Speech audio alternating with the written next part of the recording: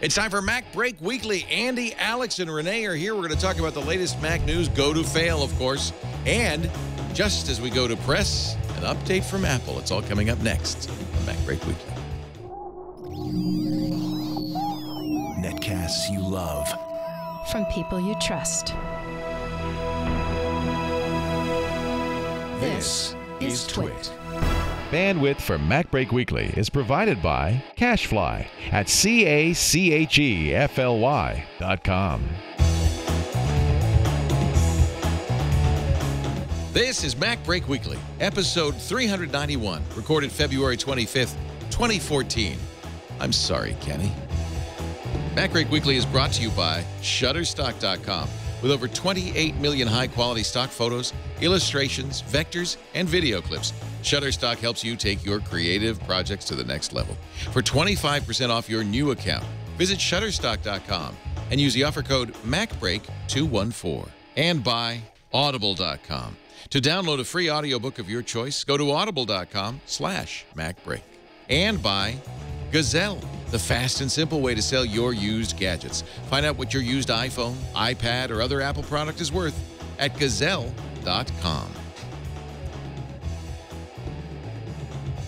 It's time for Mac Break Weekly, the show that covers your Macintosh news and needs, your deeply rooted Freudian needs, starting with this man right here, Mr. Sigmund Freud himself, Andy Ihnatko.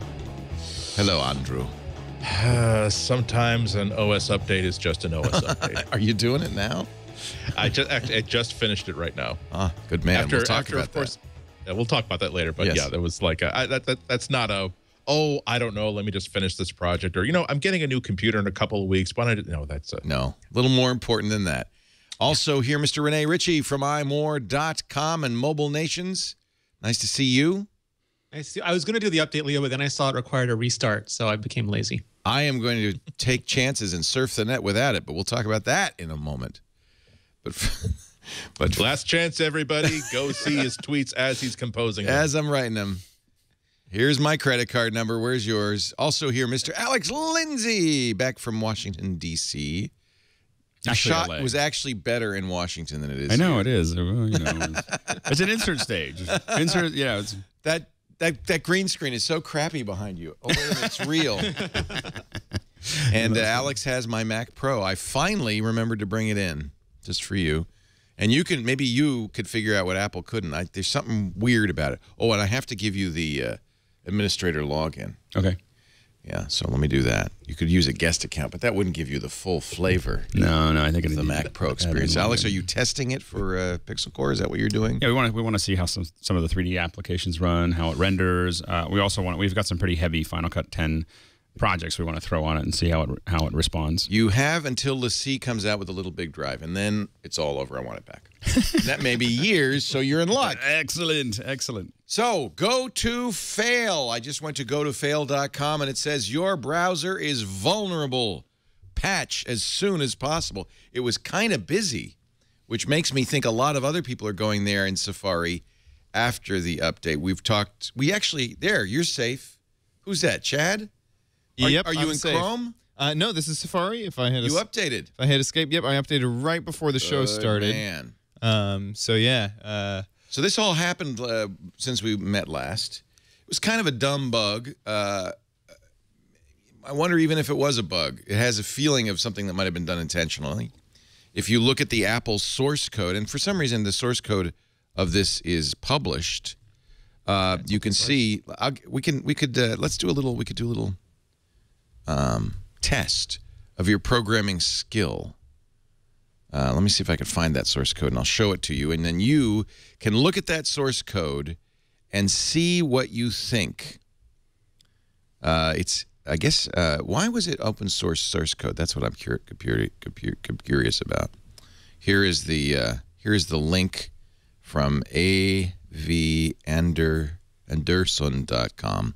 Look carefully. This is Adam Langley's. You don't have to look too carefully. Look carefully at this source code. Can you see the error?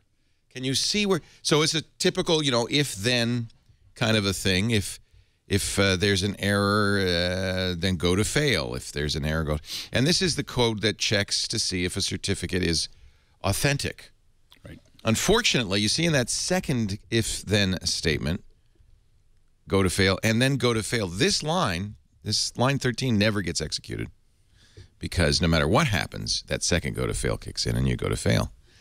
What the upshot of this is, according to Adam Langley and everybody else, is the certificate checking mechanism in SSL on Apple's devices does not work. And does it look like it's been there for a while?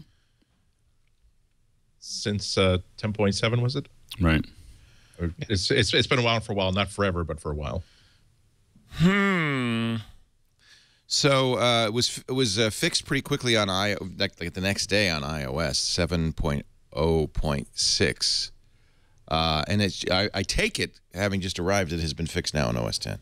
Yes. Some days later. It just posted about an hour or two ago. But the weird thing is, so of course, as soon as I got alerted to it, I downloaded it immediately. But if you go to the the about box, the system updates box, where we get these system updates all the time. There's always a dense bullet list of here's the reasons, here's why this had to be pushed out.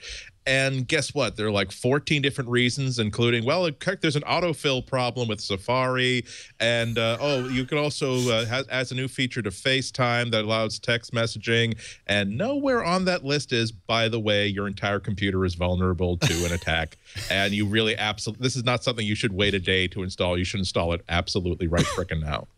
That is weird. Pretty stunning mistake. Now, I guess I've written a little code in my time. I guess it would be easy to do Command V twice accidentally. Yes. If you were writing the code from scratch, this code's been around for some time. Or a bad merge or something. Maybe a bad merge. Or if you were, a guy, you had a few minutes to get into that source code repository and modify a file, and you wanted to disable SSL checking. That'd be a pretty quick and easy way to do it, wouldn't it?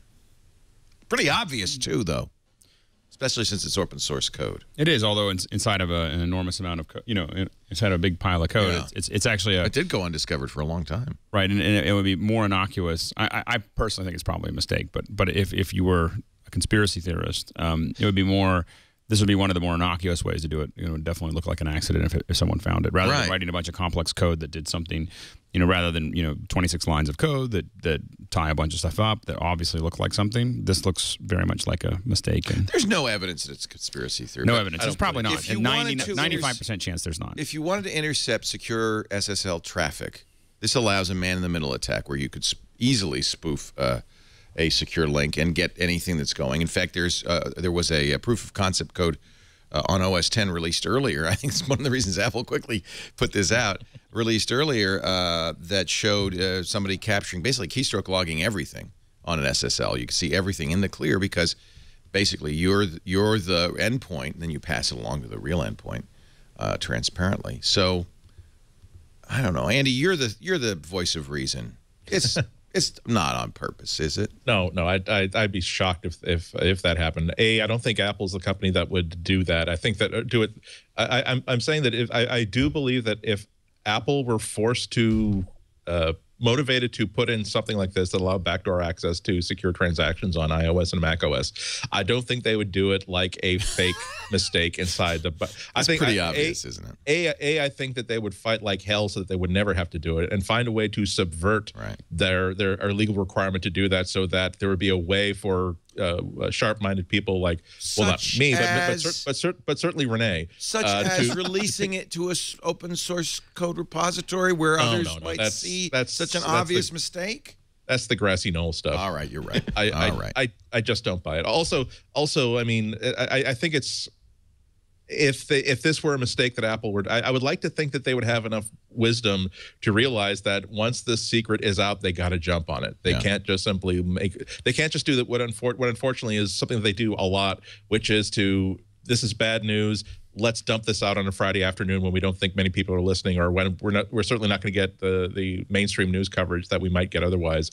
I'm actually a little bit surprised that there has not been an open letter posted to Apple.com about this yet.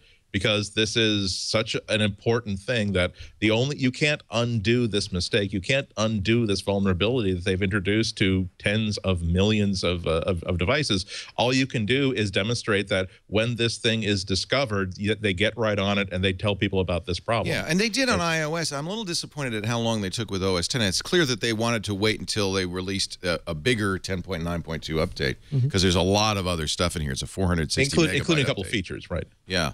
So, golly, Apple, why? I mean, this is pretty serious. I mean, nobody here is going to deny the seriousness of this, right? Nope. No. No, it's a big deal. It seems to me that a 0 day like this, you really ought to get right on it and not wait till the rest of this stuff is ready. But I mean, it's part of it is this philosophy that even if we spend $30,000 on a car, we are kind of okay with the idea that this is a complex piece of machinery that a lot of people had to develop that took many, many years. And it's possible that there's going to be a problem with this that's going to need to be corrected. It's possible that that problem originated at the factory. It's possible that problem originated in the engineering table. We don't want that to happen, but we accept that this is part of the problems of engineering something this complicated. When you have a tech company that decides that, no, we want to maintain this idea that our products are perfect and they are sacrosanct, you need never, ever worry that a product that we have shipped has a problem with it. I don't understand why there isn't that level of trust with the consumer base. I don't know if people would actually, go all Ukrainian president on these people if this kind of a problem were addressed directly. A lot of people are saying, and I think in the chat room saying this, that boy, you would think this would be caught in testing. It seems like it'd be Is that important really enough. the problem? Not that this happened, but that it wasn't caught It's sooner? not clear. Like, you basically have to, as far as I understand from people who are talking about it, you'd have to basically create a second stack that you then ran tests against the two of them. And I think someone at Google said that they were going to do exactly that the next week. But it's one of on those their problems. stuff, on Chrome. Yeah, Yeah. absolutely. Because it's one of those things that once it happens, the value of doing that is absolutely clear. But it's probably not one of those things where you say, oh, there might be a lot, maybe someone didn't follow proper formatting and do the right curly bracket to prevent this kind of error from happening. We'll build a second whole version to compare it against. It's one of those things that in hindsight, it's much more obvious than it is in the beginning. The proof of concept that captured basically all traffic came from a New Zealand security consultant. I think is Bromium. I like the name of the company. Or Aldo Cortese. Actually, it's Nullcube. Nullcube discovered this one. And yeah, he had modified his MIT-M proxy code to take advantage of the open hole in OS X Mavericks and was able to intercept all secure traffic on both iOS prior to 7.0.6 and OS X Mavericks prior to 10.9.2, which just came out.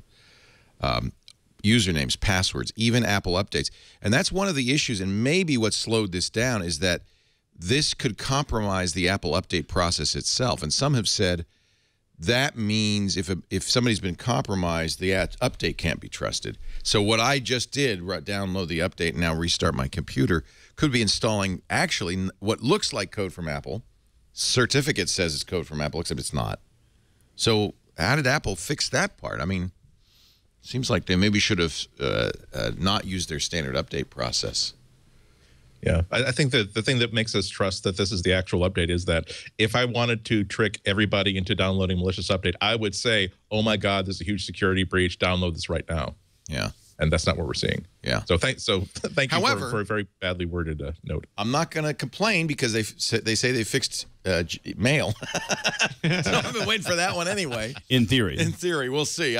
It's so funny because some of my Macs, I get my Gmail and it's updated, and this Mac, I haven't had a Gmail update in weeks.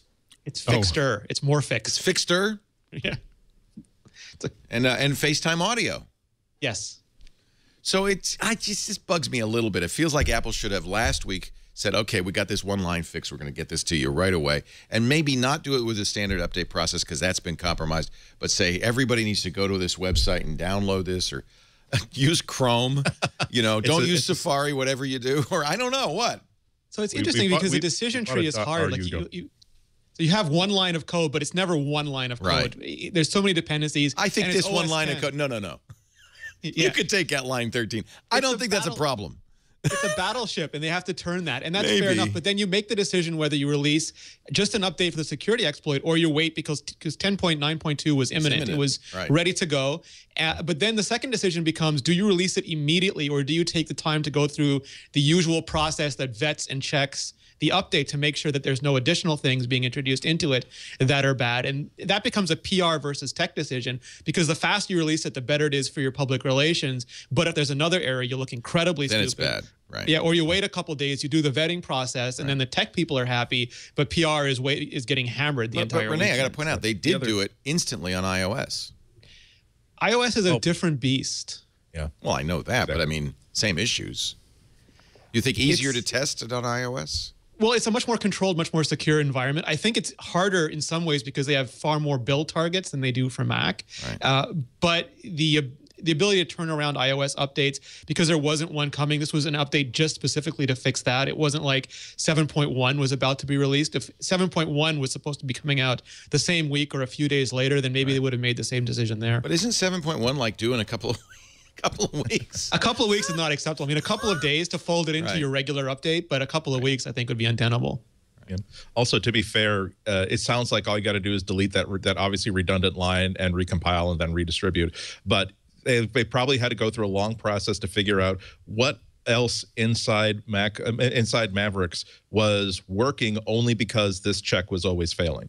And so that's probably the reason why they couldn't just simply delete and go. Good Lord, if that's the case, they are really in trouble. We're relying on this bug to work. What I mean is that if you I know what you're saying. There's codependency. Okay. Renee said it too. Sometimes pulling the spike out of the body is not the first thing that you want to do. There you go. That's a good analogy. It may be holding some key organs together. Once again, we learned that Alex Lindsay has a much broader world experience than anybody else at this table. When you've been shot by a crossbow, kids, it's probably always keep a sheet of wax paper inside your wallet. It wasn't exactly just in case you need to reinflate a collapsed lung. Hie thee to a physic and have him remove it. It turned out it was a branch, and let me tell you, I left it there for just a little bit of time. Did you really? Did you get skewered?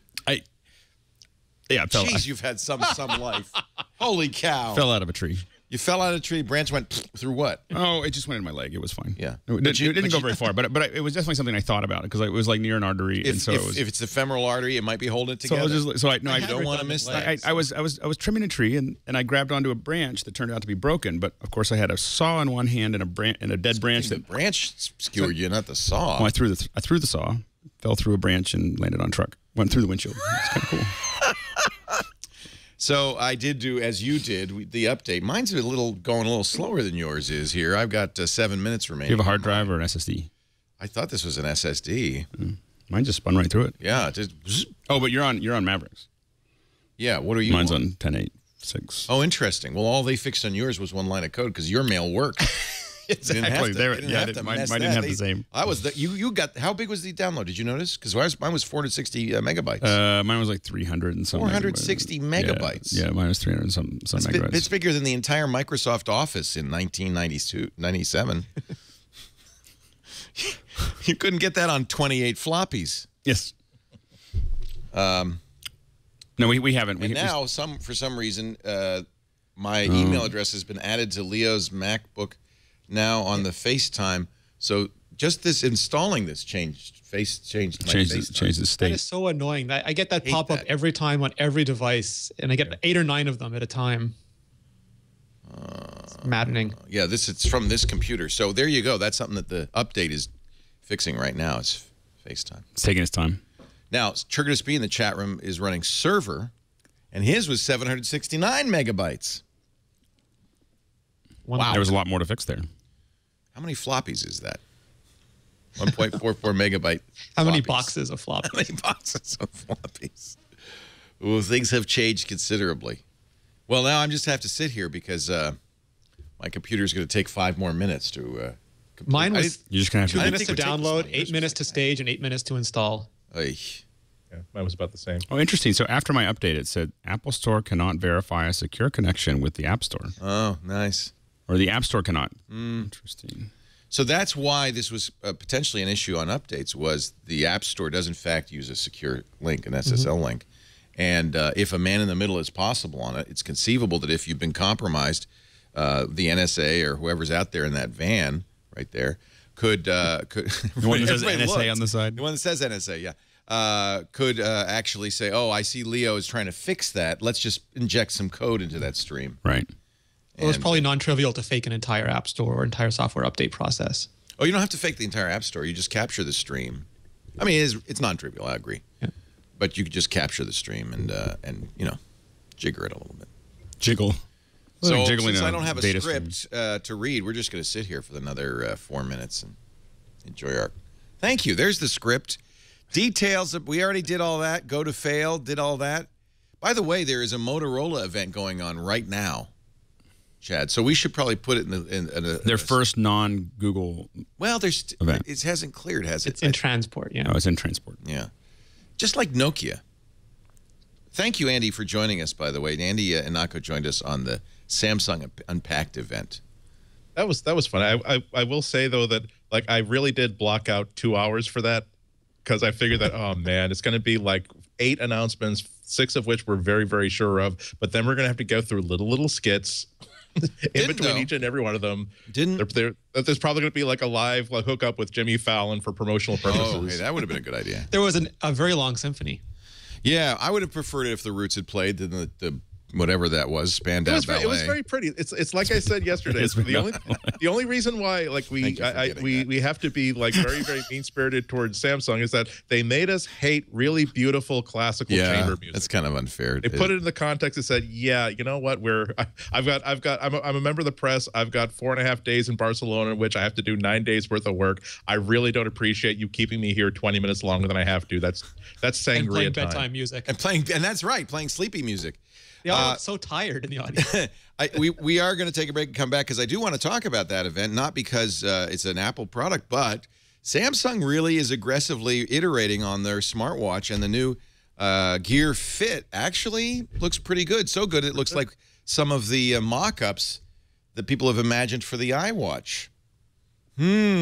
Stay tuned. That's to come before. Hey, my machine's all done. It was faster than it said. And then mine required another update. So mine was very fast, but there's another one right behind it. Software update. Updates are available. Security update. This computer has been in proximity of the White House. Let's install additional spyware from the rest of the government. Do they, when you go in the White House? Do you go in the White House ever? I have. You can't bring probably your laptop or your phone. Yeah. You can. What do they do? Do they look at it? The dogs sniff it, and it goes through like metal detectors and so they must have a very there's no Wi-Fi in the White House. There's stuff there. I mean, I don't know how much I can get into, but there's definitely there's definitely a lot of security. When you get to the Oval Office, hey, what's the password to the Wi-Fi? Because to the president's Wi-Fi. I want to check my mail.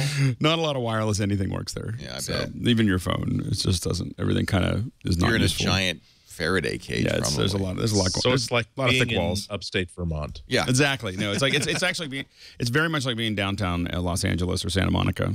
It's pretty much the same in a building. Yeah, outside. Did you see that there's a building in downtown L.A. that is interfering with Verizon's towers because of their fluorescent light ballasts?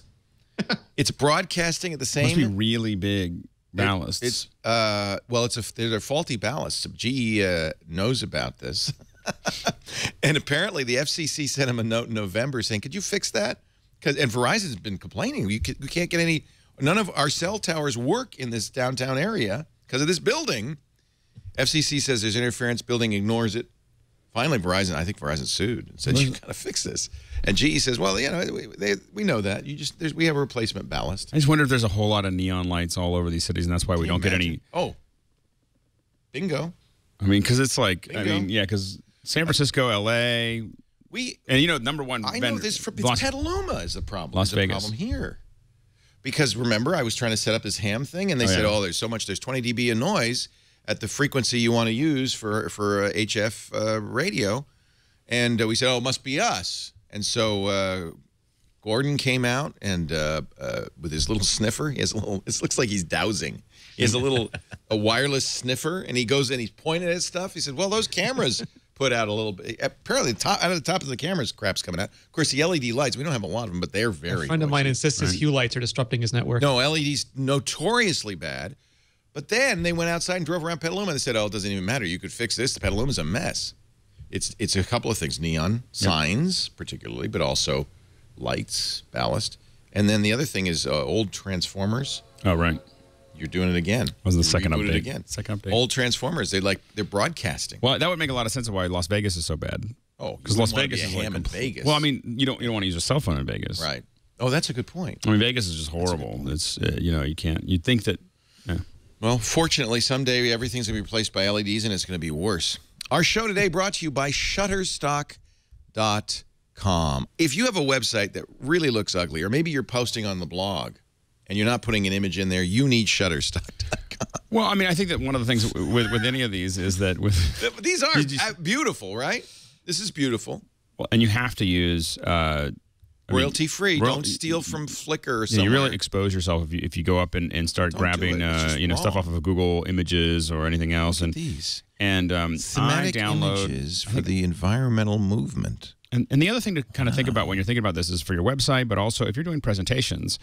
I use stock photography for presentations almost weekly because, for an extra couple dollars here and there, you can really pep up the quality of what you're doing, and it really makes a huge difference. And those presentations oftentimes lead to jobs and chalk illustration of a vintage graphic element, the menu for meat, steak, cow. You're like, who thought of that? I love that. This is classic. And then you can say, find similar images.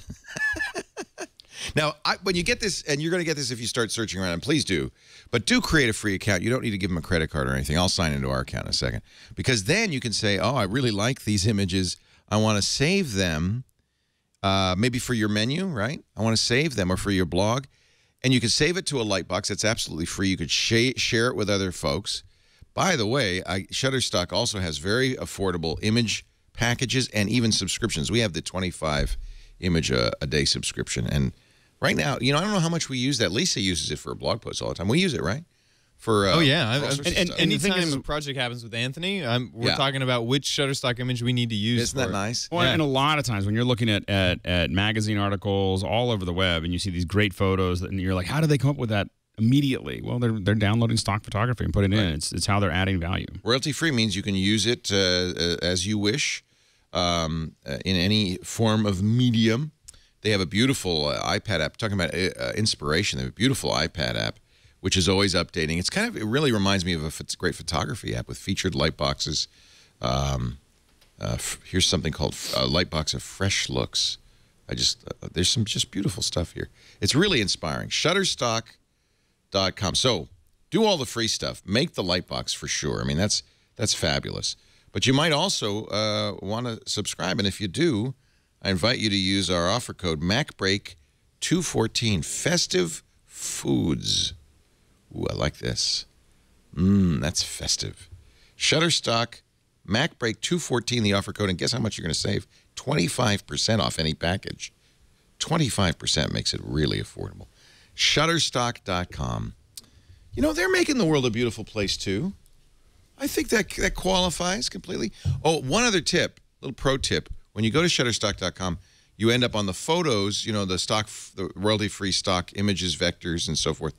Click the footage tab up on the upper left because they have beautiful video, too, of all kinds. It's really worth checking out. Tuning of the car, Shutterstock.com. Ooh, pretty. See, you can put that in your PowerPoint. Everybody wake up and pay attention. I'm using it in Facebook, so my friends with Facebook paper think I'm better looking. That's a good idea. Hey, good news. I ran the update. What did I get? GoToFail.com. And by the way, the site is really slow, but it is working. But it's really slow because I think there's a lot of people saying, hey, did it work? Did the update fix it? We've examined your OS and browser version information and have determined an active vulnerability test was appropriate. Fortunately, your browser correctly aborted loading our test image upon seeing an invalid server key exchange message. So it's not that hard to test.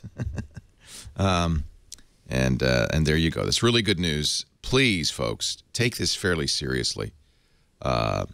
if you have not updated your iOS or OS 10 device, there are patches now for both, and it's well worth doing. Next step, see if I get any mail. That would be, boy, that would be nice. Actually, it's a nice excuse to say, hey, it's not my fault. I can't get mail. Didn't mean to ignore you. Steve Jobs is going to be on a postage stamp. Little passive-aggressive remark about that from Steve Wozniak. Did you see it? No, I didn't see that. I didn't see the Steve Wozniak. I don't know if I should. Anyway, I see. The problem is when I look at the photo that if that's the photo they're going to use, I look at it and I can imagine Steve just going, "Do you really want to send that? Are you sure?" No, it seems to be saying, "Why are you still using paper?" Yeah, exactly. I don't know what image they're using. So, by the way, the stamps are determined by a advisory board of, and it says this in the rules, ordinary people. Ordinary. You're ordinary if you're on this board. They just walk down the street and go, "You're looking pretty ordinary. Would you like to be on an advisory board for us?" Which means that you're probably not going to get people that that the entire world hasn't heard of. And it's interesting when you look at I was a little bit too young for stamp collecting, but I was definitely in the stamp collecting demographic. But when you look at like a commemorative stamp from like the 19-teens, 1920s, 1930s, it's like people whose names would be carved in stone around the facade of a public library. You've never heard of them, but you know that, oh, he wrote this great novel that Harvard professors seem to really, really like. So we just got Superman on our stamps. Yeah, so it's like it used to be. It's great that for the family that he gets honored. It's just that you realize that at this point he's going to be sharing an accolade with Plastic Man.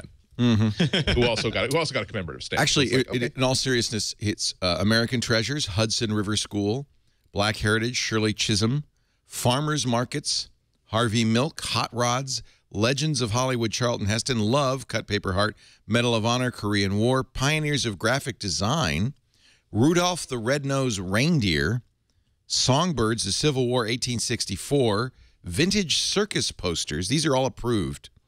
Wilt Chamberlain, not yet approved. In design right now. They can't fit all the women in the stamp. Oh, that's terrible. Winter Flowers, War of 1812, the Bombardment of Fort McHenry, and the Year of the Horse.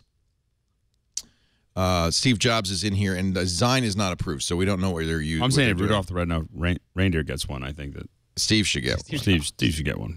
Baskets, Christmas Carols, Christmas Madonna and Child, Distinguished Airman, 5 Fishes. Johnny Carson's getting one. James Brown's getting one. Good God. Yeah. Elvis Presley. Good God. And Steve Jobs. Now, Gina Smith, who wrote Woz's book, or co-wrote Woz, did not write, worked with Woz. She was not a ghostwriter. Co-wrote Woz's book, I Was. Emailed Woz with the news, and here's his response. Too bad they forgot the engineer. Ooh, that's a little... Well, don't you? I'm looking. I'm on the United States Postal Service website right now. Don't they have a rule that you can't have a living person on a stamp? Ah, interesting. I'm literally scrolling through it right now. I think I don't see any. I don't know if that's true or not. You know who would know is Becky. She's a stamp collector out there. You might be right. I remember Josh and Donna arguing about it on the West Wing, but I do not remember the answer. That's where I get all my civics information, the West Wing. They were the governor of Puerto Rico or something they were arguing about. So Woz also added, I'm not sure Jobs would want a stamp of himself. And that may be true, too. Certainly not one so poorly designed. I don't know. Don't forget the engineer. I kind of agree. Here we go. Sorry, yeah. General policy that United States postal stamps and stationery primarily will feature American or American-related subjects. Honor men and women who have made extraordinary contributions to American society. But it's not unheard of, because here's an article from 2011. U.S. stamps to feature a living person for the first time ever. Don't know who that living person is, but... Not Woz. Not Woz. We know now. You know what? Woz is going to get a stamp. And you know what would be really great is if he's not dead before he gets it. Yes. That would be nice. Let's just think about that, Citizens Advisory Stamp Advisory Committee. Let's just keep that in mind. Know who you are. You know who you are, you ordinary people, you. Oh, Lord. A little bit of a dispute over Siri in China. apparently there's a Chinese company that's developed something like Siri, a Shanghai-based company, and the Zhejian Network Technology. Apple had asked the China State Intellectual Property Office to invalidate their patent. Zhejian has a patent. Apple was sued by, it's very complicated, sued by Zhejian last year, saying that Siri was copied from Zhejian's Xiao eRobot software, patented in 2004. So the Chinese government did award a patent to Zhejian, the Chinese company. The Intermediate People's Court, Judge Wapner presiding, we'll hear this case because Apple's now suing not Zhejian, but the Chinese Intellectual Property Office. And the People's Court will hear the case on Thursday, so get ready for that. Should be very exciting. Time for Wapner.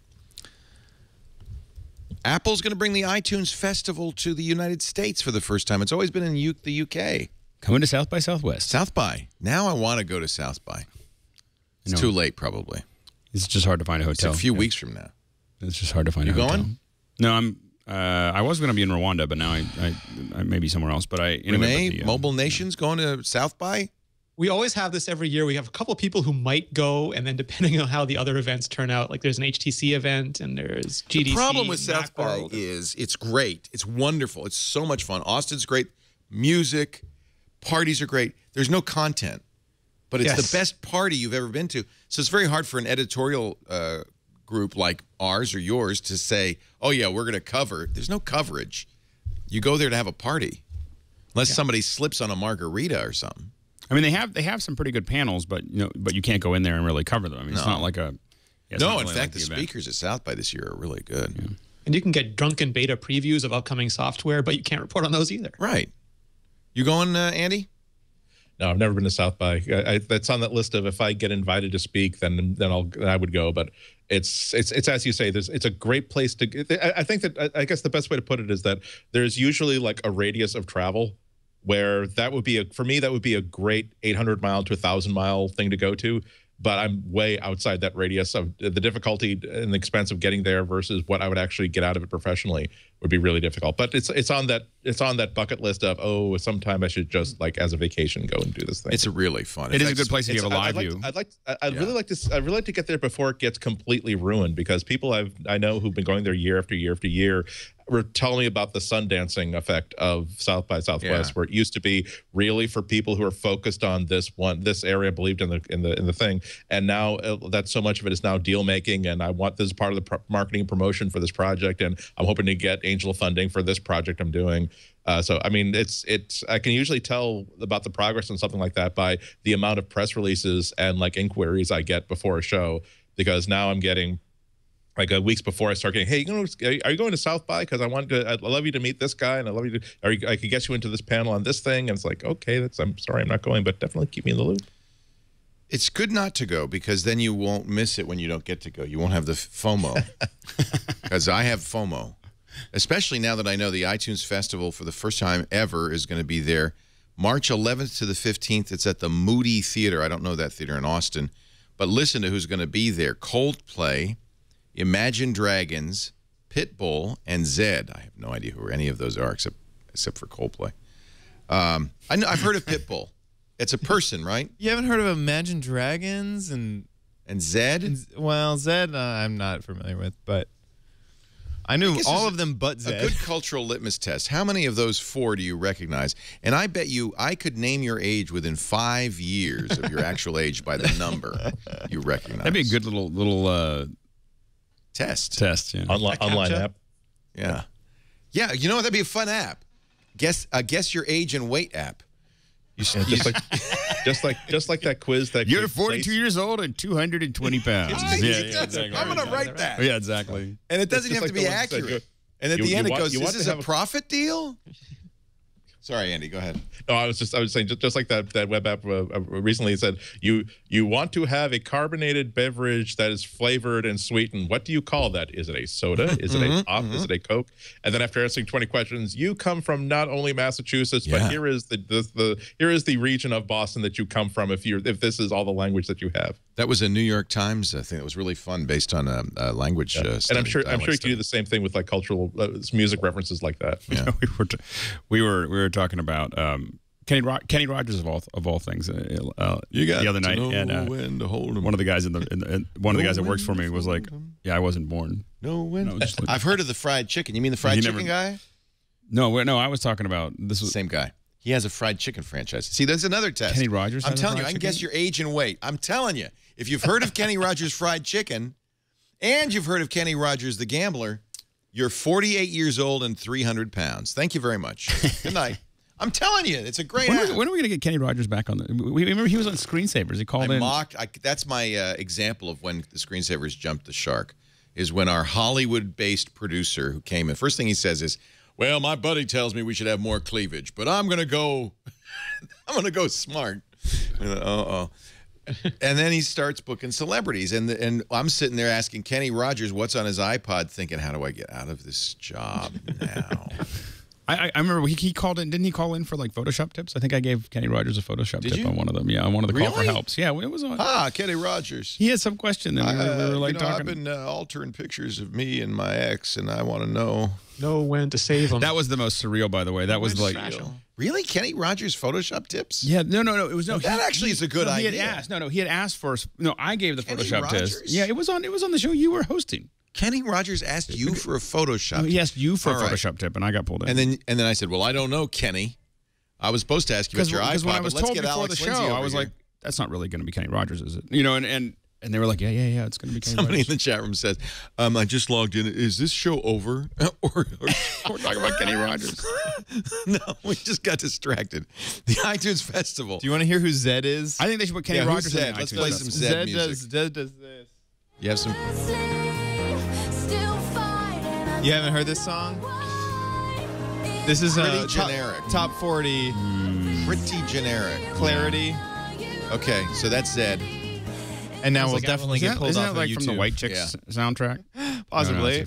So anyway, that's not all. It's a 5-day festival, and so the iTunes Festival is fun. So the way they do it is and the only problem is because it's been in the UK, it's always been in the middle of the day for us in the States, right? It's like at 1 p.m. the acts go on stage. So this will, I guess, it's going to be in the middle of the night in the UK. And sorry, UK, at least for those 5 days. But usually it's one act a day. So 1, 2, 3, 4. There's going to be one more act, I guess. More artists will be announced at a later date. All 5 nights will be free as a live or on-demand stream on the iTunes Store. Best way to watch it is the Apple TV. It's great. You can, it's like you're at the concert. It's really fun. So I don't think they're getting rid of the London venue. This is just in addition, or maybe not. The London one just finished in September, so it's kind of off cycle. Oh, this is a new one. Oh, you're right. They say more than 400 artists have performed in front of more than 430,000 fans and live, and tens of millions online at the iTunes Festival London over the years. That is really, really cool. I hope they do that at South by, and now I have a real reason to go back and do it. Jim Dalrymple is a rock and roll fan. He apparently goes to the London Festival. And you just look for a guy with a big beard in Austin in a couple of weeks. And that won't be Kenny Rogers. Huh? And that won't be Kenny Rogers with the big beard. It won't be. It was Kenny evidently Rogers. December 26, 2003. Do we have video? It's according to Alex Howard. Can we get video of Kenny? All right, okay, that Mac Pro could go to who? No, I'd better not do that. Don't do it. No, I can't do that. Here we go. Kenny Rogers calls into a call for help-a-thon. J.C. Calhoun. Turn up the audio there. Sorry about that. Great way to get the information sent direct to your mailbox. So this was the call for help with on? 50,000 plus other members. For some reason I thought that There's was a on the 7-minute 25th. clip. I'm trying to. That's all right. This is just the usual promo at the beginning. We'll cut out of that in a second. The newsletters you want to get. Robot Wars Damage Report, Tech TV tips and I had to tricks, do that Tech TV every Week. day for 6 Subscribe to them all, years. but most importantly, the call. Nobody ever subscribed to that newsletter. All Ever. right, here we go. Now, let's see if we can get another call on. We've only got 39. I'd like to make it lucky 40. Who do we have? Oh, lucky indeed. Lucky we are 40. lucky to have this next question Cat asked. Schwartz? It's not by the phone, but it's actually pre-recorded. Let's see if you can guess who it is. All right. Number 40. That'd be fun. Okay. Hey, Leo, I have a question for you. I have a Oh, my 14 God. megapixel Kodak camera, which does not give you the option of shooting in black and white. It does give you the option of desaturating when you're in the dialogue I box. take it all back. See, I Is told you. that the most effective way to do it, or should you bring it into Photoshop and deal with changing it? black Holy and white? moly! My question. Pretty well dressed for a question. The best dressed questioner we've ever had, Kenny Rogers, of course. Hey, that's great. Thank you for asking the question, Kenny. I wish we could get you in here to ask it in person. Kenny's a big photographer, you know. Does a 14 lot of megapixels. That's a pretty fancy camera. 14 megapixels. Probably a little more than most people need. That's a lot of megapixels. But he asks it. I just want to point out this is probably 2003, okay? Should know about, and that is you don't want to modify the picture in the camera. Ideally, take You the still best have that possible shirt? picture you can. I do. All the information. Wanna go you get can it? on the camera. I am And 2 then for you 2 change for the guessing things that are correct about our co-host. The fish I would shirt. totally win the newlywed game if this were that thing. I have that exact shirt. I don't have the watch anymore, but the shirt You survived. showed up finally, huh? And look at this. 3 hours Yeah. of my Some guy. guest throws here. My hair was so much darker. Oh my God! get you in the This shot is better. like that episode of Now, that if you sitcom where they answer go that right, back so in don't do time the to like when camera. the Get as characters much first information met as and you everybody want. has like different hair and I know. My hair is so black. To do and they say things that are deeply ironic to people who know the characters in their present state. Pretty much the same haircut I have now, except it's just a lot darker. And I'm a lot thinner. There's that. We have an old version of Photoshop. I hope you won't turn up your nose at this, but this is Photoshop 6. 2 versions old. And now, I'm going to load in an image, and you could just show us what you would do. We have a lot of images on here. I don't even know what these are. That's Now, black what is and the white. We purpose should of that start with the plant color on the picture, table? shouldn't we? There it It's is. the cover decor, logo? and it's plastic, so we didn't have to It, water it. but was there a meeting about whether there should be a plant or not? Actually, that might be a bad choice because of the red on the This must have been really early on. It looks like It's that covering plant. up a hole. Yeah, that's Yeah, a I Christmas see. plant. I think. Oh, there's Kevin Rose in the back talking to Morgan. Oh no, that's Sarah. Oh, wait a minute. I think there was a little something going on there. Wait a minute, that's a song. Okay. Oh, Sarah and Kevin. is you can Awesome do Wesley what Crusher he sweater. suggested, which is to Do it in the camera and well, you can- desaturate. well, no, not in the camera, but what you can actually do here is if you go up to image, Image. Whatever happened to adjust, Sarah Lane? She was great. and you'll see a huge saturation. I wonder where she's Now at now. here, she if is you pull the these days. saturation down there. She's right across the. Desaturate the colors. Now, the way. this is one way to do it. Now what you're going to get is a black and white a rose. black and white image. Okay. But Kenny doesn't want that. He wants something it's a got little some better better. tonal range than that. But you can see, you could even go through. you can number yeah of you can settings. if you wanted something to look more Wow, I can't believe you remember that. I can't believe I don't. Because it was like Kenny Rogers. I was a huge fan of Kenny Rogers when I was a I'm a kid. big fan of Kenny Rogers. Do you know where Kenny Rogers is big? This is why that came up in our conversation. in Rwanda? Like they say, they tell me he can fill a stadium. Wow. And then we talked to someone in Kenya, and they're like, "Oh, Kenny Rogers is huge in Kenya." And then we told a guy in Uganda that Kenny Rogers is much bigger in Rwanda than Uganda, and he said that is a lie. He goes, Kenny Rogers is huge in Uganda. huge. You know, There's and it nobody turns out in bigger. East Africa, Kenny Rogers, like if Kenny Rogers is listening, we really want to pay you to come to East Africa. We're going to fill stadiums and have. Apologize, Kenny, profusely for all this time. I've been using this as an example of where, like I just said, Tech TV jumped the shark, but actually that was a really good example of a celebrity asking a great question. So I apologize, Kenny. And if you want to come on this show and tell us what's on your iPod, you just let me know. There'll be more cleavage, I promise. Yeah, that was Kevin Rose in the back there talking to Sarah Lane, and both of them have gone on to great fame and fortune. Now, sometimes And you're still going on. Here we are. I'm sorry, Kenny. You're a kingmaker, look Leo. at you. Till tonight. I was so thin. Were you 18? I was. What was I? 33. This But I is definitely. at least You can 10 see what years happens ago. if you look at that. Look at that picture, and then look at me now. and you can see what happens when you start your own company. Yeah, your hair goes great, just like the president. Yep. Yeah, exactly. There you have it. Wow. Our show today brought to you by Audible.com. Did you hear Triangulation yesterday? Man, did we have a good time. Daniel Suarez came in for our second interview with him. His new book just came out February 20th on Audible.com. It's called Influx, and I think you could argue it's his best book yet. I said that to his face, so I'm not. But what was really fun is he brought along Jeff Gerner, who's the guy who's read all of his books on Audible.com. Jeff is such a good reader. And we asked Jeff to read a segment from. Were you here, Chad, in the studio when that happened? It was so funny. I tuned into it live and just went, "What is going on?" It just blew me away because here he is. He's we're interviewing him, and Jeff's a nice guy, and then we say, "Well, read a passage," and he goes into it. It's like watching a great actor just suddenly begin a performance. We were all going crazy. It was amazing. Anyway, it was even a little more shocking because I was expecting to see breaking news on the Samsung stuff. And that was over. It was over at that point. Yeah. And we are going to check in with the Motorola thing right after we talk about Audible.com. But in any event, what it brought home to me is what great performances we get to listen to every time we listen to an audiobook at Audible.com. Really talented actors bringing a book to life. And in the case of Influx, 13 hours and 45 minutes that you will what do you call it? It's not a page turner. It's a page turner if it's a book. It's there's got to be a name for it when you're listening to an audiobook. It's a block burner. It's one where you drive around the block a couple extra times because you don't want to get out of the car because you are riveted to the story. It's about a shady government organization which keeps technological advances from being released to the public because they think the public's not ready. It's been going on since World War II, and it is really phenomenal. It's really phenomenal. Influx, I highly recommend it. And this could be yours free when you go to audible.com/MacBreak. Audible's offering a free audiobook because they know sometimes people, I don't know, do I want to listen? I've never listened to a book before. What's it like compared to reading the book? I'll tell you, when you have people like Jeff Gerner reading them to you, it's so great. And I asked Daniel, I said, do you have a preference one or the other? He said no, but he said, because I said, people say they don't like it when I use the word read. And, but he said, you should just say receive. You're receiving the book from the author. Oh, I'm receiving the book. Because it's every word the author wrote, but it comes alive, and your brain does something really amazing with it, especially when it's a great performance like that, where it's a movie that you see in your head. It's ruined me.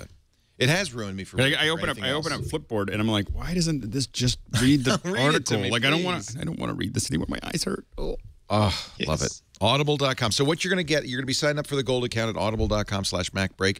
First month is free. That means your first credit, which is good enough to get Influx. Most books are a credit, is free. You'll also get the daily digest of the New York Times or the the Wall Street Journal free. So check audible.com. Find a book. I think Influx would be a great start. And even if you've not read his other books, Demon and Freedom TN, and there's one more.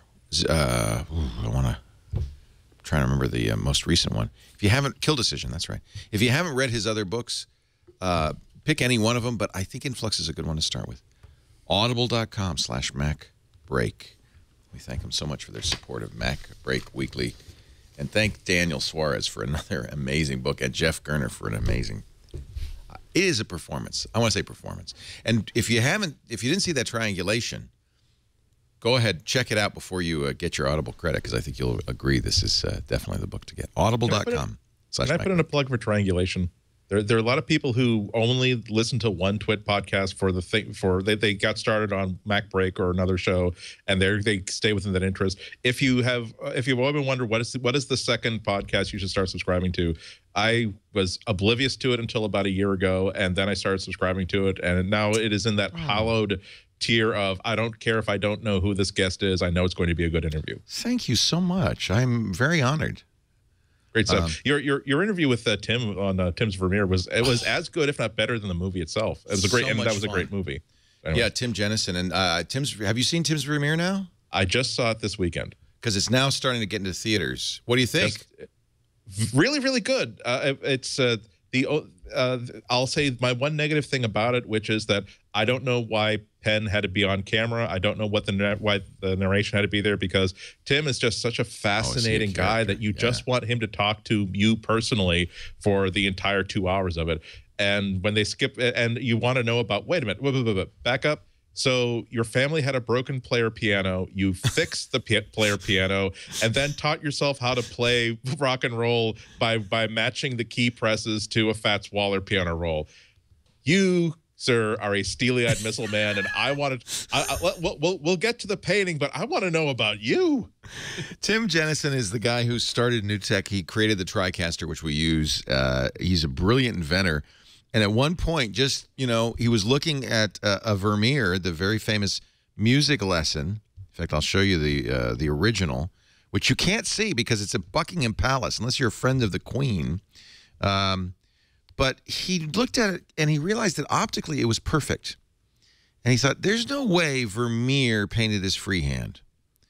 And so he reverse engineered a device that he believes, and of course there's no proof because Vermeer was keeping it quiet, Vermeer must have used an optical device that he then used to paint an exact copy of the music lesson. He actually built a studio, got models to pose, and his, apparently, this movie's all about this process. Apparently his copy is virtually perfect. Took him 4 years. And I think many art critics, but this was something the painter David Hockney actually supposed for some time. And I think it kind of confirms it. Many art critics are kind of appalled by the idea that the great, you know, master Vermeer might have used optical engineering. There's definitely been theories that a lot of artists actually use that, you know. And I know a lot of folks that do paint like movie posters and stuff like that. And that's kind of a very well-known technique or something like it to paint things very quickly. And Teller of Penn and Teller directed it. And did Penn Jillette narrate it? Is that? He sort of hosted it and is narrating it. It really, if you're familiar with the Showtime series that they did, Penn and Teller's Bulls hit, it takes the form of that, where Penn really introduces it, and there are times when something needs to explain. So Penn goes on to explain that when you put a lens in the middle of a flower and darken the other side of it. And I love Penn and Jillette. I love Penn and Teller. It's just that I think that they missed out on a really an opportunity for an intimacy between the viewer and Tim. I didn't think it was bad at all. It's just that I was hoping for. I was at the end, I was just thirsty for more of Tim talking about himself and his worldview. What really got to me. I'm sorry, this is turning into Tim's Vermeer Weekly, but what really got to me is that, as you say, it wasn't just that, okay, I'm going to build a scene and then we're going to try to paint it using this technique. It was, no, he had to do an exact duplicate of the entire scene with the lighting matched exactly, the props exactly. And so he's building the furniture, he's grinding the lenses that he needs for this. And I had asked, and the one question that I wish that the movie had asked is that this guy's got money. He doesn't have to grind his own pigments to make historically accurate paint. He doesn't have to make these lenses himself. He can simply contract a lens maker to say, please make me a lens that would be correct to how it would have been made at the time that this painting was made. And I'm sure that lens maker would be thrilled with that challenge. Why did he have to? Why did he feel like he wanted to do that himself? He had to do that himself. That's why it's such a fascinating movie. And yes, I agree that Tim is such a fascinating fellow, and really was lucky to have him for an hour on Triangulation. So you can go back and listen to that Triangulation, and I guess Tim's Vermeer is making its way around the country. Yeah, I was glad to say I saw it the second day. It was maybe the 4th or 5th showing in the Boston area, and absolutely packed house. So we're getting out. So Samsung. Their event yesterday, Samsung Unpacked 5, they showed a watch, they showed three new Samsung Gear watches. And the third was the one that really, if you've seen the original Galaxy Gear, the new Galaxy Neo and the Galaxy 2, or I'm sorry, the Gear Neo and the Gear 2 will probably look very familiar to you. They have added the ability to store music on it and has a headphone jack and so forth. But the one that I found most interesting was the fit, and you see that on the right in the picture that we're showing. It's curved. It looks a lot like the mock-ups of what an iWatch might look like. And it is a fitness bracelet, but it has a time, date, heart rate monitor. I think for a lot of people that's what they need. I didn't like the gear. A lot of people didn't like the gear. It's just too clunky. But the gear fit is not so clunky. You made the point, Andy, that because of the curvature, you'd have to have a fairly beefy wrist for it not to look weird. Both of those are really men-oriented watches. They had in the video they had like a woman wearing the gear as a fitness watch, and it really did look big and clunky and thick. So it's a problem that how has Apple solved that problem? I mean, that's going to be a problem for Apple. I don't know. Right? I still say that I think it's going to be more of a band than anything else, because as I said yesterday, I think that to Apple to produce an Apple branded wearable product that cannot be really used by women, to them would be absolutely intolerable and unacceptable. So I even think that's as big a consideration for the design of this wearable that Apple's doing as anything else. Really clear that Samsung and everybody else wants to get ahead of the iWatch. Samsung reasonably, because they've been accused of copying Apple. There's no, if it looks the same, then that's not going to be a Samsung copying Apple. I think that the issue that people get into by trying to get ahead of Apple, I mean, we've seen a lot of this go back and forth, is that it also gives Apple a lot of time to look at what people are doing, and that makes them more more dangerous. And what happens is they think that they have something new, and then Apple releases it and they realize that they were like 6 miles off, and now now they don't have anything to show for it. So the new Gear Watch measures heart rate. It has a little sensor in the back, kind of looks like a camera in the back, that measures heart rate without a band around your chest or anything like that. That's pretty sweet, although not the first of those. That's something Apple probably would want to do. I still think it looks a little clunky. What do you think, Renee? Go ahead. It's one of those things where, Apple is not like an internet commenter who wants to yell first. They're really, really patient. And I think absolutely Eric Mijakowski, the guy who did Pebble, he said a very interesting thing. He said that he believes the current generation of smartwatches are roughly equivalent to the Palm 5 PDA, not even the Trio smartphone. Wow. And Apple doesn't typically enter those kinds of markets. They waited until there were, Trio Pros and BlackBerry 9000s and devices that were significantly along, so they could see what the problems that people were experiencing were, and they could figure out whether Apple had a good solution to those problems. And the smartwatches don't feel like they're there yet. And I think Apple is really, really happy to let Samsung make these products and Pebble make these products and everyone else make these products, because it helps them distill the idea of what they want for an iWatch better. So I'm really happy, because I'm always happy with Samsung, because they're like the crazy uncle that throws everything against the wall. And we need companies to do that, because there'll be 20 useless features and 2 that are really cool. And a company that's really focused can come and drill down on those focus features. But I think we get the future faster, because companies like Samsung are so unabashed about presenting every option under the sun. Yeah, absolutely. But they are doing one thing that's kind of, I think is kind of unfortunate, because this isn't just an Android. It's worse than an Android-only device. It only works with Samsung Galaxy phones. So you really have to buy into the whole ecosystem in order for this to even be usable. And the features that you opposed to one. Excuse me? Sorry, at least these ones work with at least 20 Galaxy devices. The original one worked with 2. But still not with iPhones. Right, but still, not only no iPhones, but it's no Moto X's either, for that matter. No, exactly. No, you have to really already have your own device. You already have to be part of the Samsung family, which I think is kind of a missed opportunity, because, good heavens, like if you want to convert like an iPhone user into an Android user, or a Moto X user into a Samsung Galaxy user, a Samsung user, have their first experience be, here is a wearable computer that Apple does not make, and see how well this Samsung device works for you, and see how attached you get to this thing. And doesn't mean that you'll crush up your iPhone today, but it means that a year from now, a year and a half from now, 2 years from now, when it's time to buy a new phone, maybe this maker that you always thought, oh, they make tacky plastic phones. They're kind of ridiculous. They have a horrible crapware on their screen. Maybe because you've been relying on this fitness thing every single day for the past year and a half, you'll be starting to look at Samsung Galaxy phones in a new light. So to make it not into an ambassador for other brands is kind of a missed opportunity. Just because if you look back to how well all the different benefits Apple got from the iPod, one of them was it was your first Apple product, even if you're a Windows user. If you don't have to go all in with a Macintosh in order to get into the iPod. It will work with Windows, and that starts to make you think that, gee, maybe this company doesn't make just little stylish toys. They make absolutely cool things that solve problems for me. I should point out that Motorola, which is it just had its press conference, has said in there we're doing a smartwatch 2 later this year, and the Moto X new one will come out this summer. Google and LG it's a pretty hot rumor. I guess it's probably true. Expected to announce a watch next month, a Google smartwatch built by LG. Of course, the Pebble's still very popular, maybe the most popular, because it at least is cross-platform. Motorola did a smartwatch right when the Nano came out. Yeah, the Active. Yeah. And Sony, I think, has done one for a while too. Yeah.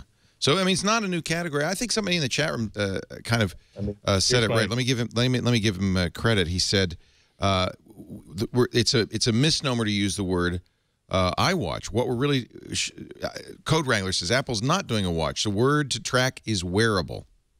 Fair enough. I mean, it's like they didn't make a phone. They called it an iPhone, but it's not a phone. It's just a word that people are familiar with. A watch is something you wear on your wrist that tells you what time it is. This presumably would do at least that. Because the phone is an app, and the clock will be just an app on an Apple wearable. We have to remember that people they've been trying to solve this problem for age. This is the on-hand wrist PC, which is kind of like a Palm Pilot wearable computer. That thing is huge. Something like so that's how thick it is. Yeah. And it takes like a stack of coin batteries in order to make it work. Also because the screen technology.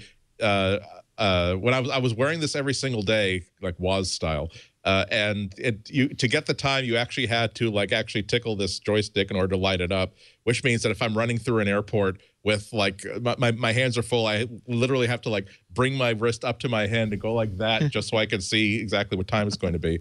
But I think Code Wrangler's right that Apple is looking well beyond what that is, a wristwatch computer. I mean, more than a wearable, maybe its health is going to be I think that's. Although Samsung's focused on health. Yeah, but I think that they're putting so much money into. Here's how much does it cost to produce a color OLED display, especially a curved OLED display. I think that Apple is going to figure out that this has to be a 2 or 3 very, very important feature device. Even though they are Apple, they can't charge $500 for it. And so that's why I think they are going to go for a fitness band sort of thing, but a super, super great fitness band with more sensors on it. Well, we'll find out, I presume, sometime this year. Well, and the other question with the Samsung release is this the beginning of the fork where Samsung really starts to take over its own OS? Yeah. You have they're still using Android, but not on the watches. They didn't mention the watches word are Android now once. And unlike Nokia, which said the word Android a bunch of times for its new phones, not Windows Phone, but Nokia X, which is based on Android. Here's Samsung's ad taking on, remember the pencil ad of the iPad is the thickness of a pencil? They said it does all these things, and then they remove the pencil and they're talking about the iPad. Here's their response from Samsung. Wow. LeBron, 4-time MVP, back-to-back championships, laying down monster dunks like this one night after night. On the left, an iPhone 5. Shouldn't we enjoy this high-definition jam on a screen that's actually high definition? 5.7 inches. 5.7 inches of HD. Booyah! Or 4.0 this is not the inches pencil of one, I'm sorry. non-HD. LeBron's literally running away from this phone. That's terrible. That's terrible. Here's the pencil one. This is I'm sorry. Yeah, I mean they're going right at Apple. They're not showing you, hey, look, you can scuba dive with this underwater. Yeah, and this is not Bryan Cranston, I'm sorry to say. It's an extremely simple tool, but also extremely pointy. It's been used to make tentative appointments and to cheat at golf. Students have used it to play ceiling darts. Wait a second. What's hiding behind this pencil? An iPad Air. Almost didn't see it back there. And what's this? Hiding behind the iPad? Ah, the even thinner Galaxy Tab Pro 10.1. Ouch. Interesting. Not only are you thinner, your HD screen is killer for more robo beatdown action. And would you look at that? But look at that clunky the Galaxy Tab home even button. does multitasking. 2 things on screen at once versus up to 1 thing on screen at once. Oh, come on. You know what? No, that is actually useful. Samsung Galaxy Tab. Magazine UI. And I'm going to take this pencil. I love the mocking the pencil. No, this is where Apple is. This is the price of Apple's success. Congratulations, Apple. You are now the John Hodgman in a commercial for other companies. That's what happens when you make a lot of money. It's also, as long as we're talking, Samsung, I'm sorry to bring that hated word up again, fingerprint reader. They copied it, but they did it all wrong. It's really, I think when you look at what Samsung did with the Galaxy S5 fingerprint reader and you see what Apple did, it's exactly the difference in a nutshell. So the Samsung Galaxy S5 fingerprint reader is very much like fingerprint readers you've already seen. You have to swipe a finger across it. Right. You have to do it exactly the right speed and right angle. The Verge reported it's pretty much impossible to do it one-handed. You've got to hold the phone and then do that. It's just not practical. Right. And like I think it's gold, they didn't. Sorry. I say it's simple. They did 2 things. They made a gold version and they made a fingerprint reader, and they made the exact opposite choices in both that Apple did, which I thought was fascinating. It's the wrong shade of gold and it's the wrong technology for a fingerprint reader. Yeah, the gold actually makes the perforated back look exactly like a Band-Aid. My Twitter stream was filled with that picture yesterday. It's a Band-Aid. Look at the picture. Once you see Band-Aid, you can never see it again. You can't unsee it. The most interesting thing to me, though, is how Samsung has arrived exactly where Apple was. And people kept saying Apple's not innovating, and there's just, all the iPhone 4S and 5S jokes. And I remember last year I was at the event with Andy at the musical in Times Square, and people kept calling the Galaxy S4 the S3S. And this year they're calling the Galaxy S5 the S5S. And that's what happens when you have an incredibly successful, incredibly popular, high revenue generating product, is that you get iterative increases. There it is. Once you see that, you cannot unsee. Oh, it's a Band-Aid. That's not right. It's their design sensibilities are not at all in line with mine. No, but it's glam. Don't forget, it's glam. Yeah, but let's also point out that if you don't like that back, just pop it off and put another one on. I do like that. Yeah. And while I've got that cover off, why don't you swap out that battery for another one and get another day's worth of battery life, and also pop in an SD card for 128 gigabytes of storage. Okay, this would make my mom cry. Let's make fun of it, but let's also acknowledge that that back has some cool things underneath it. Yep. Burstly acquired by Apple. This is the company that did TestFlight. If you've ever beta tested an app on an iPhone, TestFlight is often the way companies do it. Not sure if Apple wants to put them out of business because they don't want people doing beta testing, or they really want to incorporate this into the iOS App Store. I'm not sure. They also have a second product that does ad aggregation, so you can have ads across a variety of networks. So there's 2 good fits for them. That's actually probably more useful to Apple. Yeah, and there's I forget what it's called now, Hockey app, which is another really popular, in fact, a more popular beta testing technology now, because they do a couple of things that TestFlight doesn't. But I think the sum of those 2 parts is more attractive for Apple. But Hockey is Hockey owned by TestFlight and by Burstly? No. Okay, no, so it's that's an independent company. This is good news, because if TestFlight does get closed down by Apple, at least there's still something else out there. Hockey. That's a name. It's a word you like to say a lot, don't you? That app too. Hockey. Hockeyapp.net. Hockey. Those Canadians just like saying hockey. It's a German company, so at least I don't have to. Oh, all right. Gold medal, hockey. They like saying that too. I mean, the TestFlight thing is interesting because Apple still hasn't done since the launch of the App Store, you've had 100 slots for UIDs for your beta testers, unless you go and get an enterprise account, which comes with its own drawbacks and advantages. They still have limited amount of promo codes. There's a lot of pain if you're a developer, and apps like TestFlight and Hockey solved a lot of those things. Yes. And people have said, Apple could just build TestFlight. There's no reason for them to do it. But Apple tends to buy the companies or hire the people for the things they're going to do, so they don't get claimed to be entirely ripping them off. Good. Good. I like it. We've heard a lot about manipulation of the charts on the App Store. And here's a story from TechCrunch, how one scammer manipulated Apple's top charts to earn tens of thousands of dollars a day using a $10 game salad template to make a very simple game. It's the red bouncing ball spikes. Apparently, if you get a Game Salad license, this is just kind of included. Template.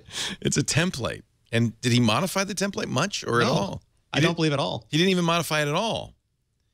It is number 73 on the free charts in the App Store. He did the Flappy Bird parody Flying Cyrus, which was Miley. See, this I would buy. Miley Cyrus's head and wrecking balls, and she's got to fly here.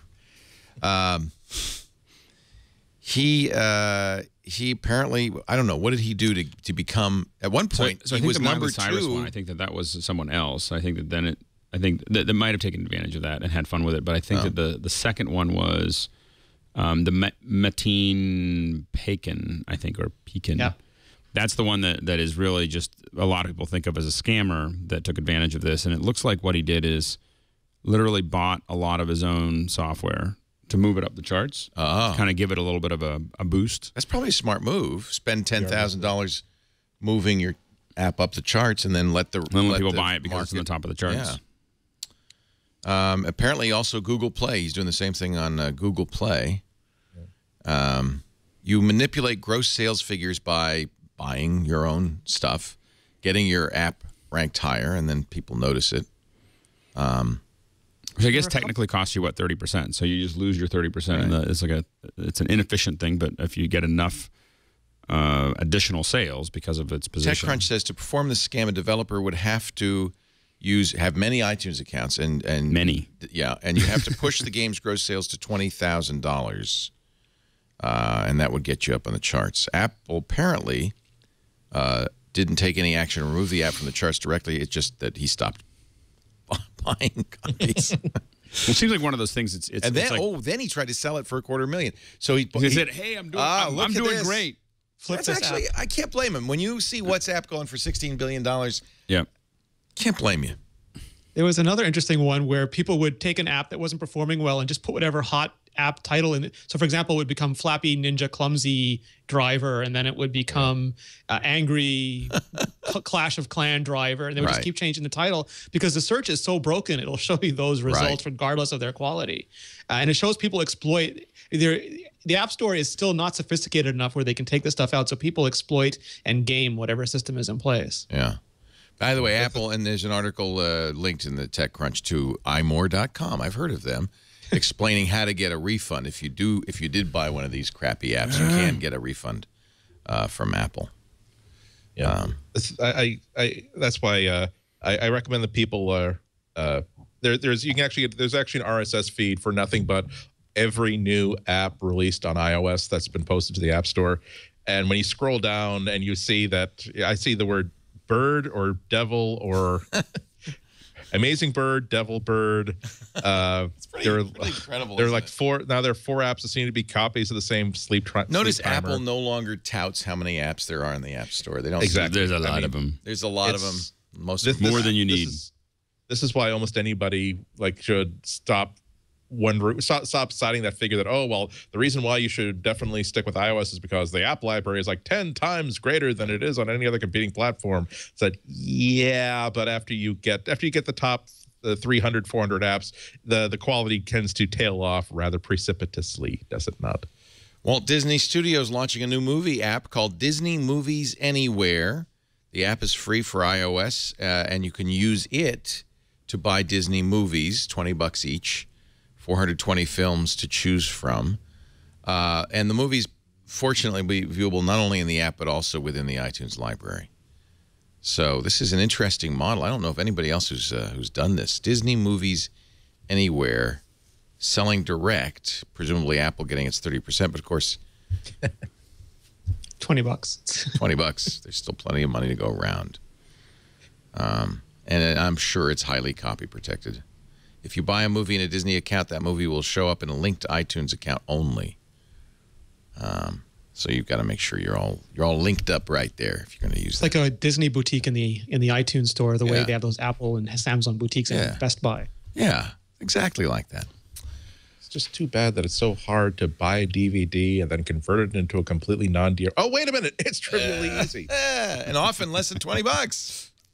Easy for you. Not easy for a lot of people. I mean, let's face it. Okay, but it is now down to one app download. And just 3-4 days ago, I turned out to do the exact same thing that I've done so many times, where there's a movie on cable that I really liked, and it's on cable, so you get to see it again, and you're like, okay, now at this point, I want to buy it, and I go to an online store, and I can either buy it digitally for $9 or $10, or I can buy it on DVD for $5.80. Yeah. At which point you say, why would I buy? You can.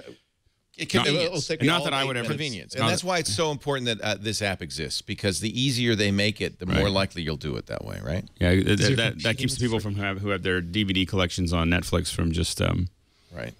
But also there's building the library as it comes in. There's the other aspect that I don't have kids myself, but my understanding is that people will a neighborhood will buy one copy of a Disney DVD, and because you have these libraries that you just lend them out to your friends. Because if you have to buy one of every Disney movie that comes out there to keep your kids entertained, that's just like, how much money is that? Right. So the friends of mine in this neighborhood, and also relatives of mine who are in that beat, said that I was surprised that they wanted a recommendation on like a mobile DVD player, and I asked them why, and they said, well, because I have an iPad, I like my iPad, but the kids play DVDs because that's way cheaper than buying content that I can't really transport from place to place. We bought Bambi on DVD, and then I transferred to a because Abby, when she was 3, wanted to watch it over and over again. I transferred it to VHS, but the reason I did that, A, is so I could put the DVD away somewhere safe, because I knew she'd scratch it, but B, so I could cut out the part where, spoiler alert, Bambi's mom is killed, and I cut that out. And Abby never saw that on the VHS tape. I'm proving I'm a good father. Forget all that other stuff I did. That doesn't count. Our show today is brought to you by Gazelle.com. Then we're going to get your picks of the week. Gentlemen, line them up.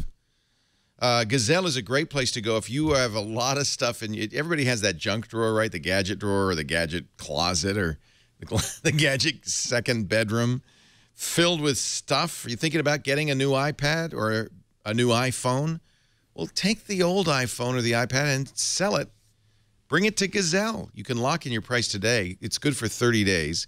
And then send it to Gazelle when you get the new phone and you've transferred everything off, and then, you can relax. You don't have to hustle. Gazelle makes selling that used gadget very fast, very easy. GAZELLE.com. You find your item, tell Gazelle the condition. They do, by the way, buy broken iPhones and iPads. You can get a risk-free offer for your gadgets. Free shipping, too. You got up to 30 days to take advantage of it. That's locked in. Day 29, you say, okay, I'm going to do it. You push the button. They send you a box, prepaid mailer and everything. And then the turnaround's quick. Their experts look at it. They'll give you more money if it's in better condition than you thought. They'll wipe your data if you forget it. And then you get paid fast by check, PayPal, or an Amazon gift card. And if you buy a lot of stuff on Amazon, that's the better deal. That's the pro tip, because you'll get an additional 5% on the Amazon gift card.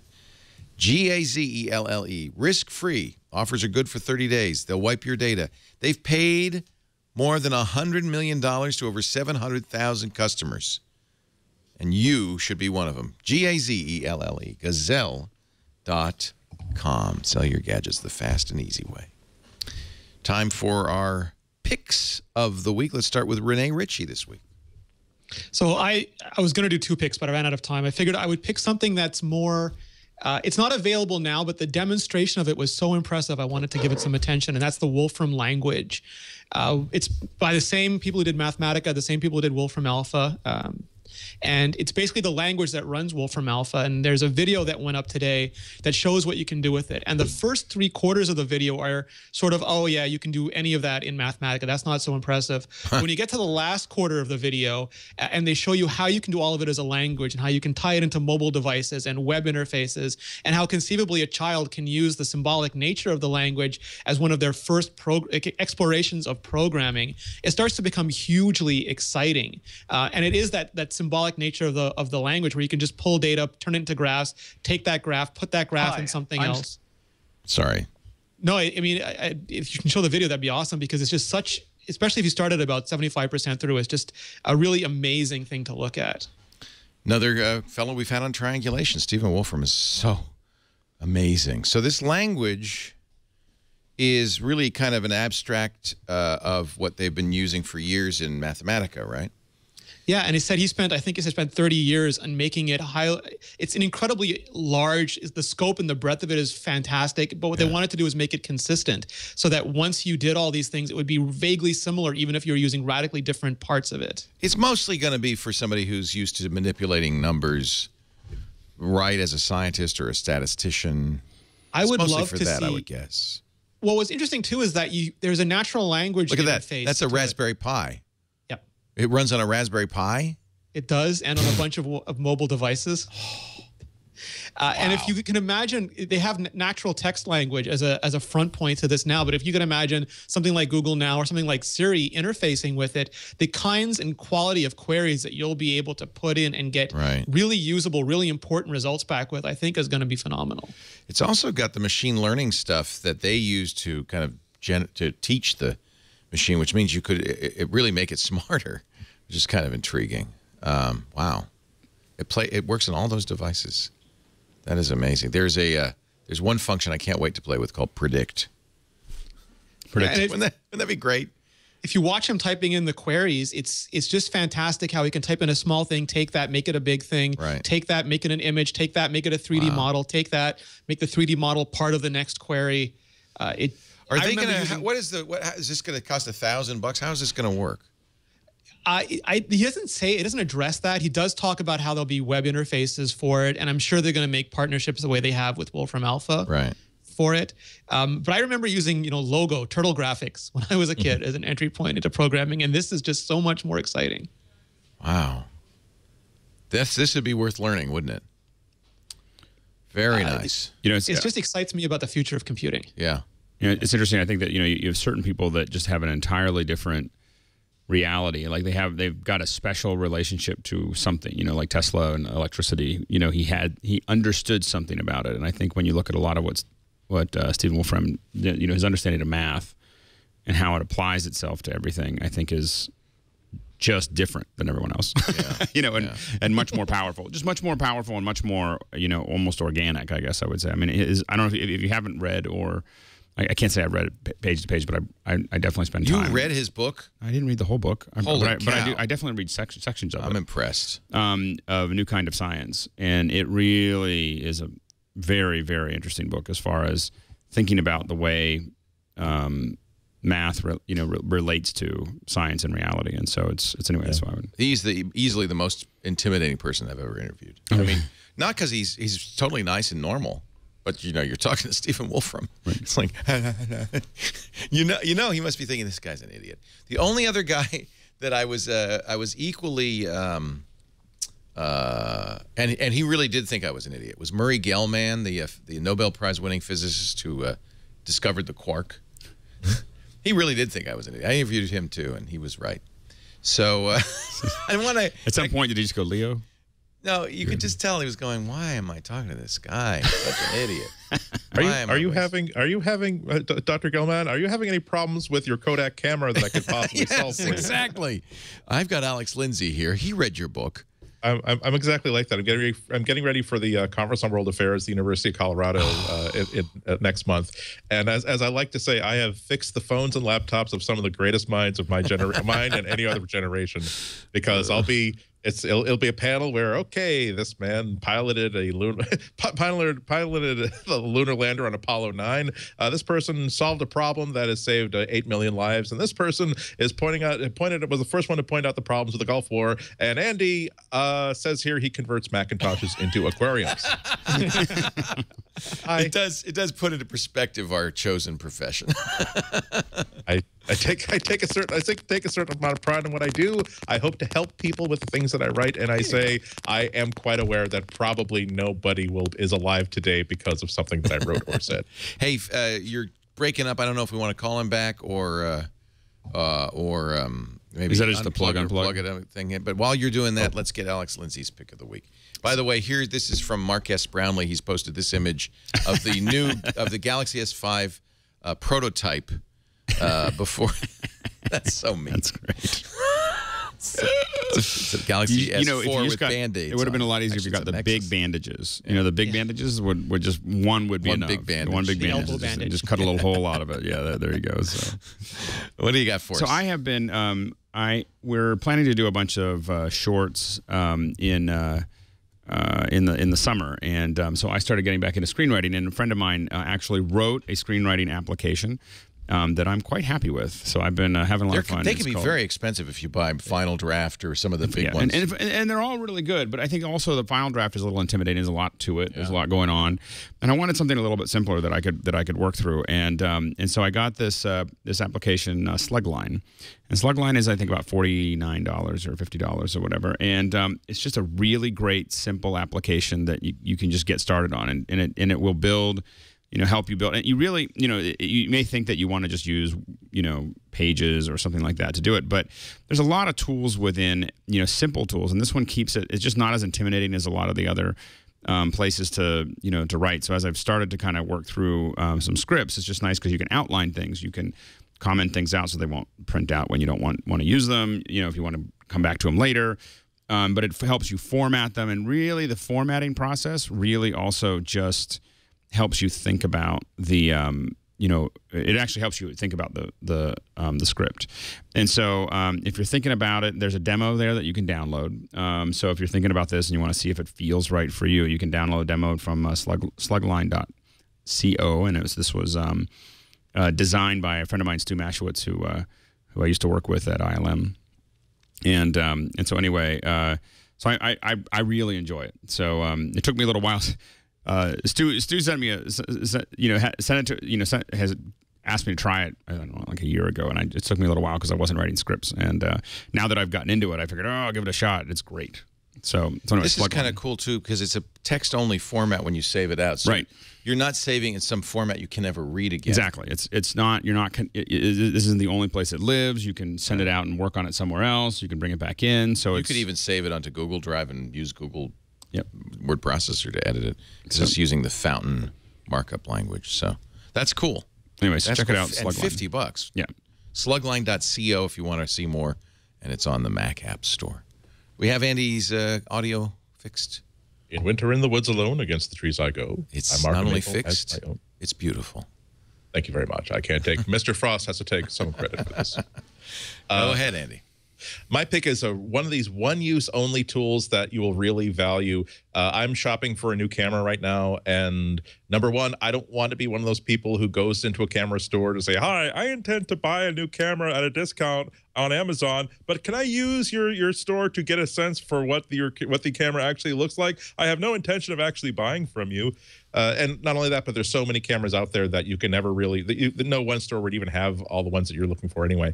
But one of the big things, one of the big ideas that you're trying to process is, what is this camera going to be like in my hands? What's the relative size yet? And so here is a simple tool called Camera Size at camerasize.com, which all it does is it has two pop-ups. And let's say if I'm thinking about getting like the Nikon D7100, and you just type in Nikon, there's the D7100. You click, and there's the Nikon. And I'm also, but I want to know how big or small would that be compared to this other camera I'm thinking about, the Olympus, where is it? Yeah, OMD EM1. And so we'll actually put two images. Oops, sorry, I cleared that for some reason. That is the camera I would get if I were you, but all right, go ahead. Hang on. I love my OMD EM5, and I wish I had the one, because that's... There it is. Wait, the magic is about to happen. There you go. Ooh. And so now here those two cameras are side by side to the same scale. Not only that, but you can also say, well, so the 700 is just huge compared to the Olympus, but how thick are these two cameras? And so you could just ask for different elevations and different views of it, and that will just give you, it's so valuable, especially given you can buy a camera from anywhere, but it's so hard to get a sense of what it's like. I would also recommend that you go onto YouTube and just look for review videos of the cameras that you're looking at, not for the content so much as video of somebody holding this camera as they talk to you about, well, the effective megapixels with a DxO sensor rating of, well, that you turn off the sound and just look at how this person is handling it and how it is. But this tool itself, I probably put about like a half a dozen to a dozen different cameras on a side by side, including like my original the camera that I have now is the Panasonic Lumix GX1. It should be here somewhere. That's a Micro Four Thirds too, right? Yeah, yeah. I like. So you have Micro Four Thirds lenses. I have a lot of those lenses. I would be willing to change lenses for the right camera. So given that I'm always that's the camera that I'm carrying around day to day right now, that gives me a sense of, okay, so it's certainly bigger, but it's not like it's overwhelmingly bigger. It's just such a simple tool. I will not use it again for probably another 2 or 3 years before it comes time again to buy another decent camera. But if you're going through that sort of process and you are being careful enough with your money that you're trying to get as much valuable information as possible, camerasize.com is really, really a lot of help.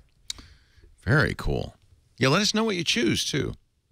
I actually, I didn't want to say it. It actually arrived this morning, the one that I bought. And I'm probably going to make it a pick of the week, but I want to use it for a week before I can't wait.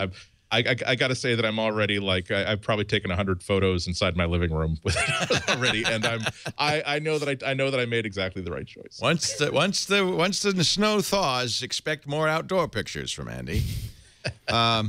This just come in from Dan Gooden, who's very good, writes for Ars Technica. Thanks to the chat room for pointing this out. New iOS flaw makes devices susceptible to covert key logging. A proof of concept app has been posted on the App Store. It affects iPhones running iOS 7, 04, 05, and the new 06, as well as those running on 6.1.x. FireEye is the security firm. They published this blog post last night. I did not see it, but thanks to Dan for highlighting it. And I don't know more about this. But I looked at it all morning. It's still one of those non-trivial things where you basically have to get an app built, put it in the App Store, you fish somebody so that they click on the link and install the app, and then start monitoring. And it uses background processing, which in iOS 6 and previously times out, and on iOS 7 still wakes up and goes to sleep. So it's a bug that needs to be fixed, absolutely, but it is no reason to go panicking and running down the streets. More serious in jailbroken iPhones, of course, because you don't have the protection of the App Store. But it seems like Apple would be fairly easy for Apple to keep those yeah, it was shown first for Android and jailbroken iOS, and now they did a proof of concept to show that you can do it through the App Store, too. My pick of the week is something, actually, because I keep trying to fix this Mac Pro by reinstalling OS 10, I found that it's, there's certain things I install always day in, day out on OS 10. Right. It just should be part of a set. I've used in the past on Windows something called Ninite, which is really sweet. What you do is you go through, you do check marks next to all the apps you want, and then it builds a little app that you run, and it will automatically download and install all the apps, so that it's kind of like a pre-built build, but it downloads the latest versions, etc. Well, there's now one for Macintosh. It's called Get Mac Apps. A little different, and probably worth explaining the difference. It's at getmacapps.com. It's free. So if you always install Chrome and Firefox, you always install Dropbox and Google Drive, as I do. It's for the most part open source, although there's some commercial software like Evernote and Skitch, Calibre. I know Andy likes that. Thunderbird, if you don't want to use Apple Mail, Skype. You're doing a little ripping, you're going to want Handbrake, of course. You could put the GIMP on there. For file transfer, they do have Panix Transmit as well as CyberDuck and FileZilla. And there's some development stuff, Coda, which I always put on all my systems, Text Wrangler too. I have a BBEdit license, but Text Wrangler is great. Anyway, these are all there. Now, here's what happens. Instead of creating an application for you, it creates a command line that you run in terminal. Now, I would recommend, because you could just cut and paste this into terminal, but I think it's not a bad idea to look at the terminal code it generates just to validate that it's doing something you expect. So here it is. It makes a very big bash script that uses curl and mounts the thing and runs the application, and then removes the DMG file, which is nice. Cleans up after itself. So I've looked at the code. It's reliable. That's the code it's generating. That's what happens when you paste it in. This seems like a very useful little tool to have lying around. Install all the basic Mac apps that you always want. It's certainly going to save me a lot of time. So that's my pick of the week, and it's free. GetMacApps.com. gmail.com. Of course, once you have your script, you could modify it. It's pretty easy. Once you see what's going on, you can make your own script. Well, I think that does it for this show. I want to thank Rene Ritchie for braving the weather and coming to his microphone in his living room or wherever you are.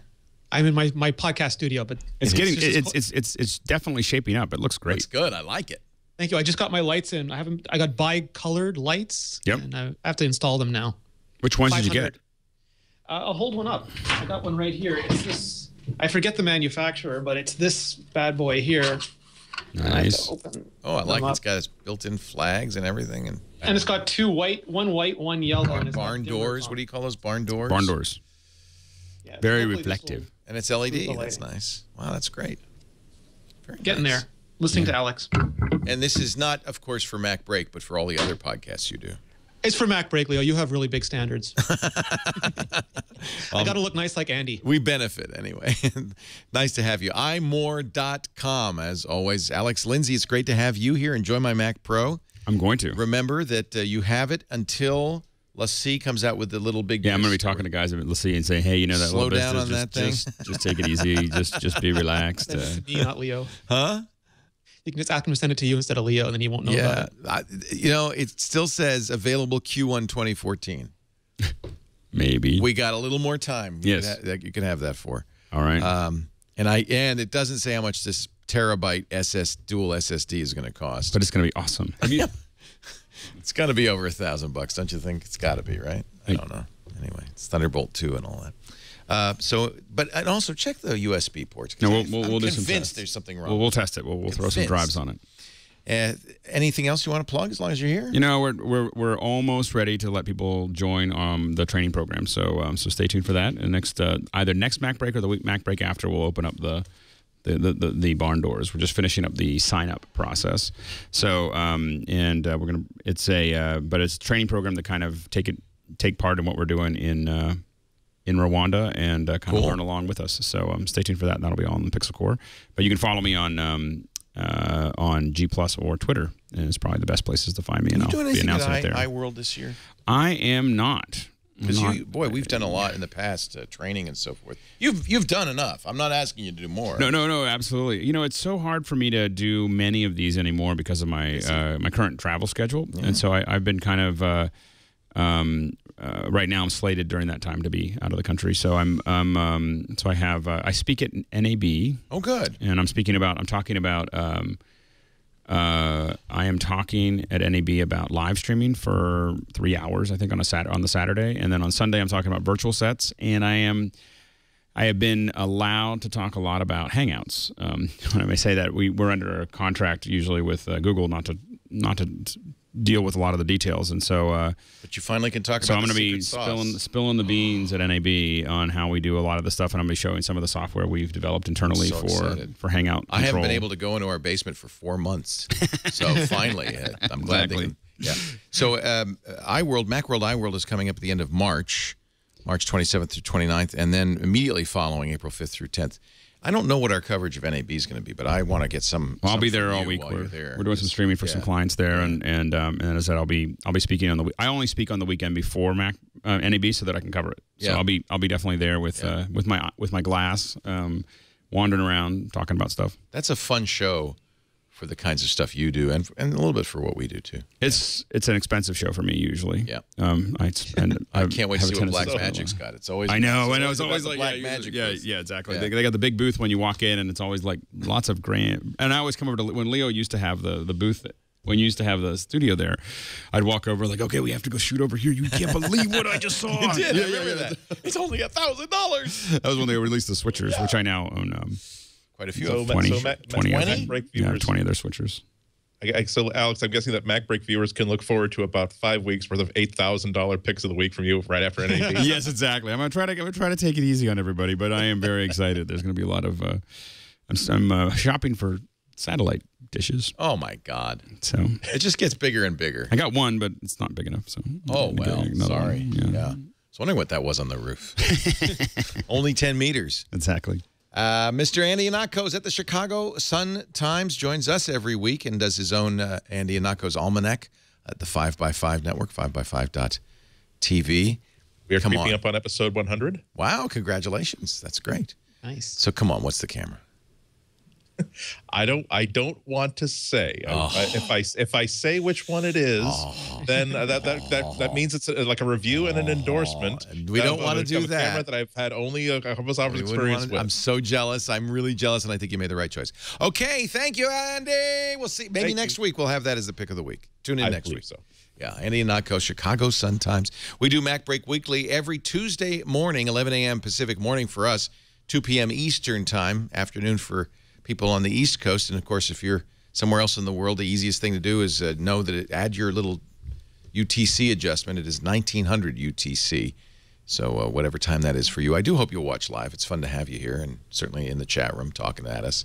But if you can't be here, you can't be in our chat room, we've got on-demand audio and video always available after the fact. Just visit twit.tv/MBW, MacBreak Weekly, or subscribe in iTunes or wherever you get your shows.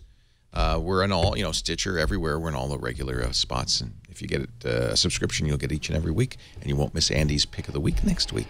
Thanks for being here. Now get back to work because break time is over.